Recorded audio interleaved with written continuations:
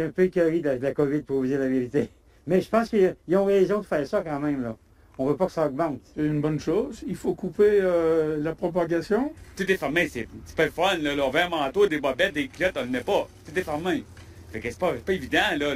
Faut ce qu'il faut, moi, je pense. Les cas qui baissent pas, donc je pense qu'on n'a pas le choix. Je pense que la priorité, c'est ça, là. Mesdames, Messieurs, bonsoir. Vous venez de l'entendre, vos réactions au prolongement des mesures spéciales d'urgence. L'Outaouais n'y échappe pas et reste dans la zone rouge foncé pour une semaine de plus.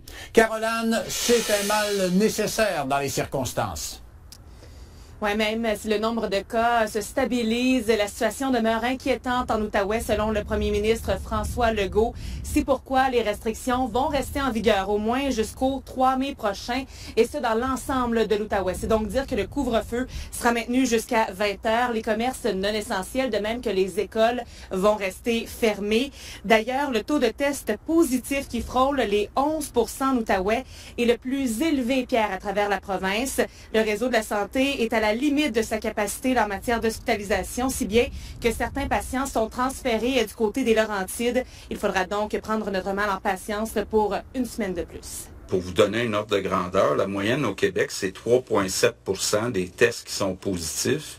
En Outaouais, hier, c'était 10,9 %. C'est sûr qu'on n'est pas dans un contexte qui est facile. De semaine en semaine, il faut repenser, il faut revoir notre enseignement. C'est sûr que de ce côté-ci, il n'y a pas vraiment de surprise, même si cette nouvelle-là ne nous satisfait pas d'aucune manière.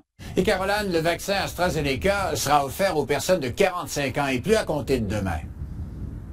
Oui, ce qui risque de susciter peut-être un peu plus d'engouement, Pierre, dans les sites de vaccination, maintenant que le vaccin AstraZeneca sera offert à une population plus large, justement, notamment du côté de l'Outaouais. Donc, pour le Palais des Congrès, l'option sans rendez-vous est aussi offerte, faut le dire. Mais pourquoi ne pas l'étendre à un groupe plus large, comme à Ottawa, justement, où il est offert aux 40 ans et plus? Il y a question de vulnérabilité, mais il y a aussi question de la quantité de doses que l'on a. Si on ajoutait ne serait-ce que 50 de plus, ça représenterait quand même beaucoup de personnes. Donc là, il y a une question de dose aussi. Si on avait plus de doses à notre disposition, peut-être qu'on ferait comme l'Ontario et on irait jusqu'à 40 ans. Mais là, on y va vraiment avec disons, ce que l'on a sous la main, donc la quantité de doses et le nombre de personnes que l'on doit vacciner. La vaccination demeure donc notre passeport vers la liberté, selon le premier ministre François Legault, qui demande la collaboration des Québécois pour sortir de cette crise. Merci beaucoup, Caroline.